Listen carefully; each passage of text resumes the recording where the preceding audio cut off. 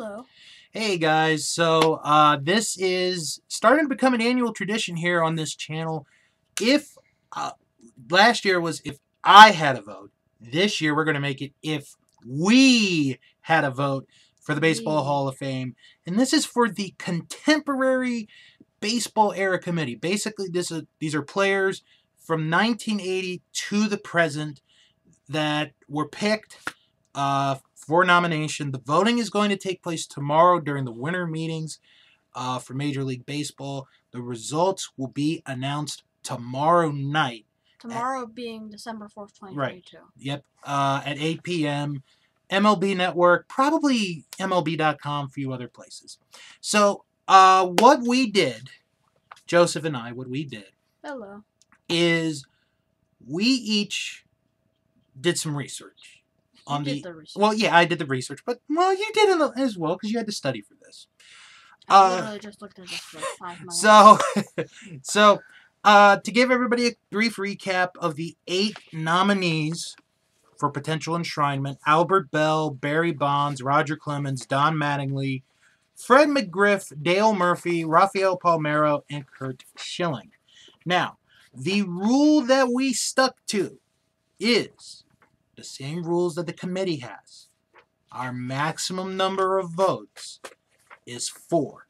We can go no more. And we don't have to use all 4 if we want to.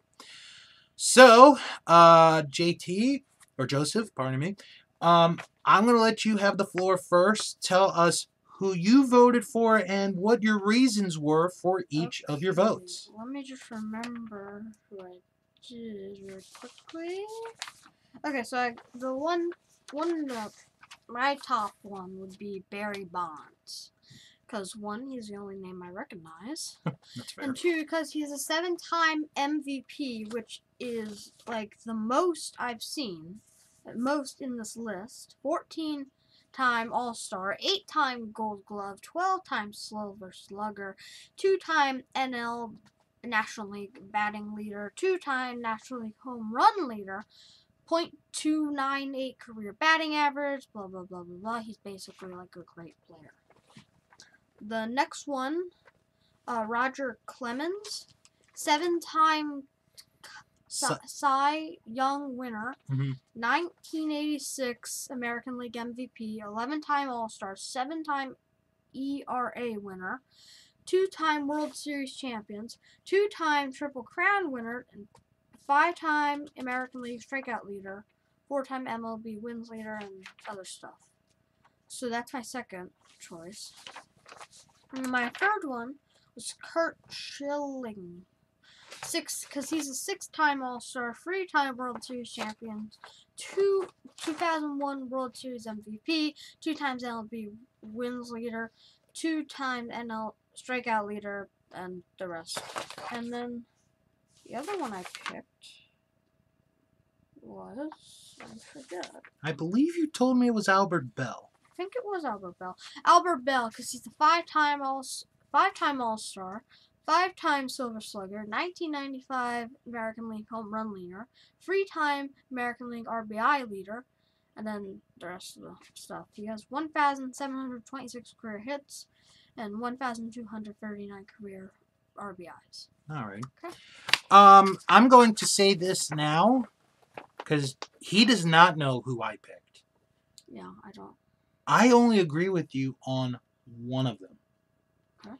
So I did not use all 4, actually, which I'm kind of surprised. I thought maybe I would, and I'll give my reasons to those, or to why I didn't pick for yours in a minute. My first pick is Don Mattingly. 1985 American League MVP, a 6-time All-Star, 9-time Gold Glove winner, 3-time Silver Slugger, has a .307 career batting average, which is the highest among the group that would be qualified for at-bats. Over 2,100 hits, just about 1,100 RBI. It's 1,099, but let's just call it, 1,100 RBI. Basically, he was one of the premier hitters of the 1980s in Major League Baseball, and he came at a time where the Yankees, it was like when he came it was after their last World Series appearance, and then after he retired is when the Yankees won the World Series the next year. So his timing kind of sucked, but I'm not going to punish him for that. Maybe they won because he left. Maybe.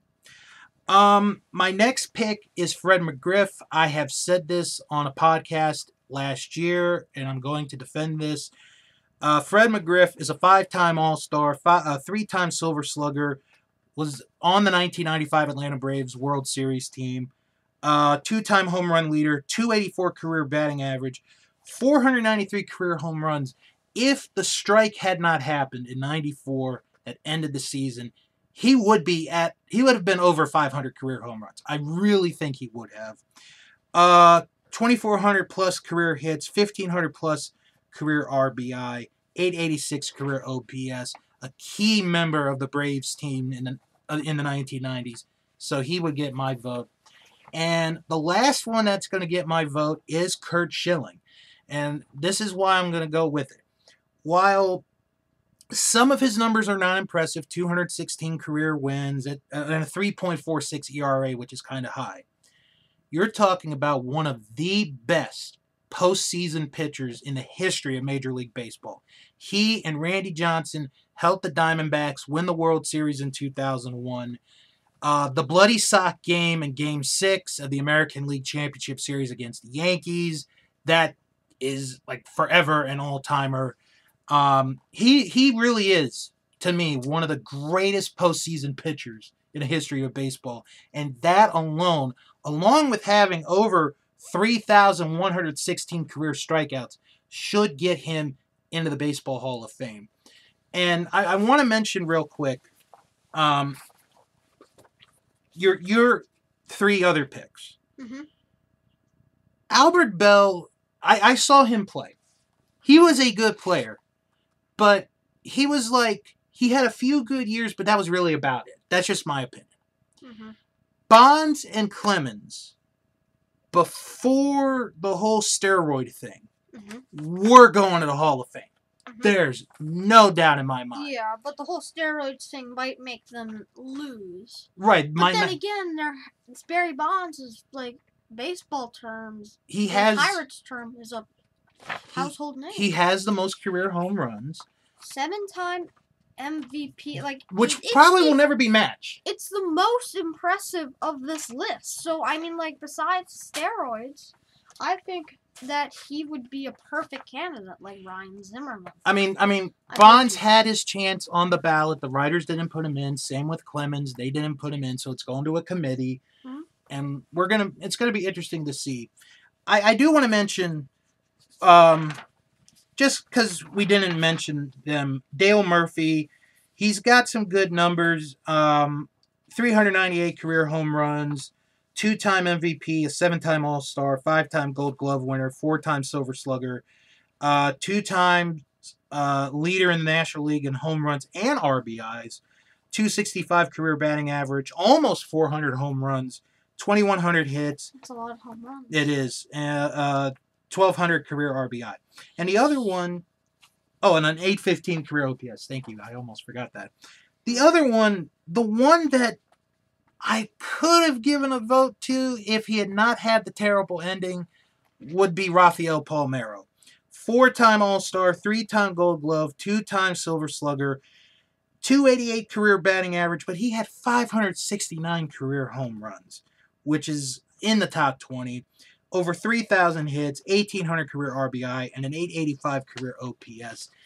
Because he was on the Orioles towards the end. If he had not gone to Congress and said, I did not ever take steroids, and then later get caught, he probably would be in the Hall of Fame based on his numbers. But we did have comments after I put the first video up, and I want to read these comments. The first one is from user-KT2MC4V or ZV3T, who wrote, if I had one vote, it would be McGriff all day, every day. If I had an additional vote with the players on the list, I would pick Schilling.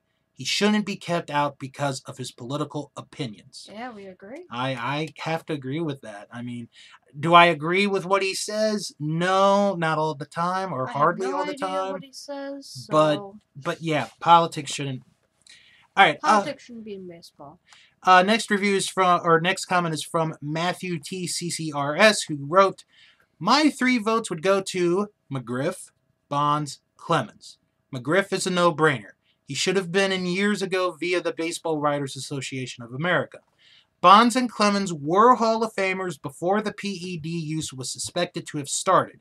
Schilling would be my number 4 if the votes were numbered to 64 like past committees instead of the now 48. I believe that Rafael Palmeiro, wouldn't have been a Hall of Famer without the PEDs. Based on when he and Canseco were teammates, 92 to 93, he would have been partaking prior to his first monster season. Donnie Baseball, Don Mattingly, is a sentimental favorite of mine, and I hope for him to be enshrined someday, but I don't think his numbers are quite there. He is similar to someone like Nomar, in my honest opinion. 3 to 4 great years, 2 good ones, and the rest of his career he was slightly above average. Injuries suck.